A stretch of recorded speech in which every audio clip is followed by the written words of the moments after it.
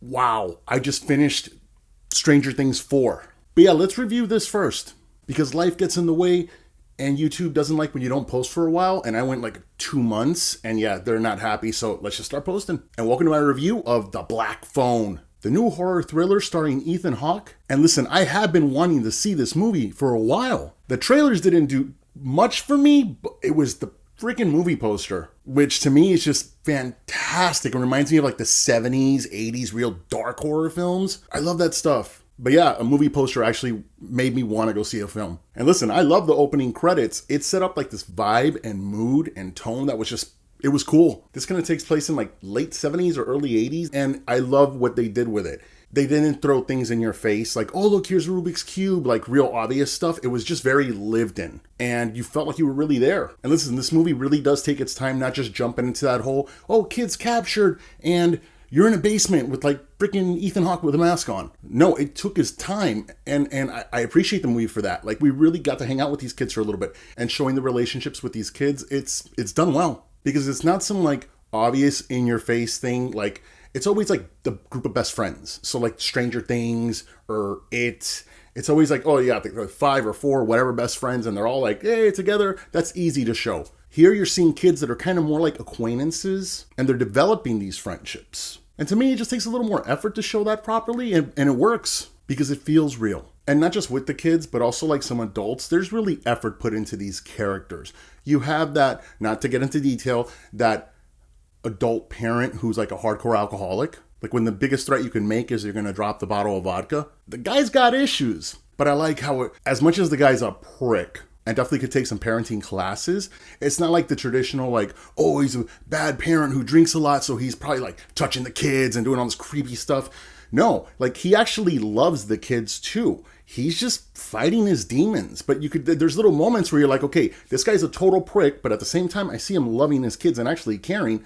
He's just going through some stuff. And I appreciate that the movie did that. And even though the majority of the trailer is pretty much like kid being held hostage and Ethan Hawke acting all weird, in a movie that's like an hour and a half, we don't get there till like 25 minutes into the film because we spend so much time kind of seeing the dynamic between all these people. And I appreciate that because when stuff happens, you care more. That's called good storytelling. And I like that. Unfortunately, once we do get to the exciting part of that from the trailers, that we're finally into like the basement and all the creepy stuff, that's where the movie to me starts actually having its issues. And listen, like I said, I like the mood and the tone of the film. It's very kind of dark and grainy and kind of just weird.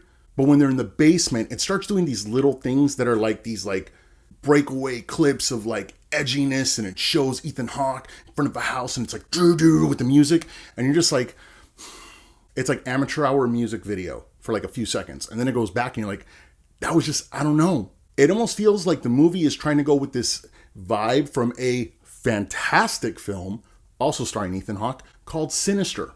The first one. Do not watch the second one, please. This movie tries to go a little sinisterish with its vibe, and let me tell you something. One thing about the movie Sinister, you want to talk about unsettling imagery? Dude, that movie is freaking messed up. And it's actually creepy as can be. I think this movie tries to kind of go with that vibe, but try is the key word. Yeah, it tried. In fact, every time the movie goes from the basement to like trying to find kids or whatever, I actually find the trying to find kids thing more interesting. The basement stuff, it's not that it's all bad. There are some clever things. Like there's a little line that doesn't kill the plot, so it doesn't matter if I say this to you, but there's a little line about how kidnapper loves the next day when the paper comes out because all they have to do is read the paper and find out everything they need to know about the victim.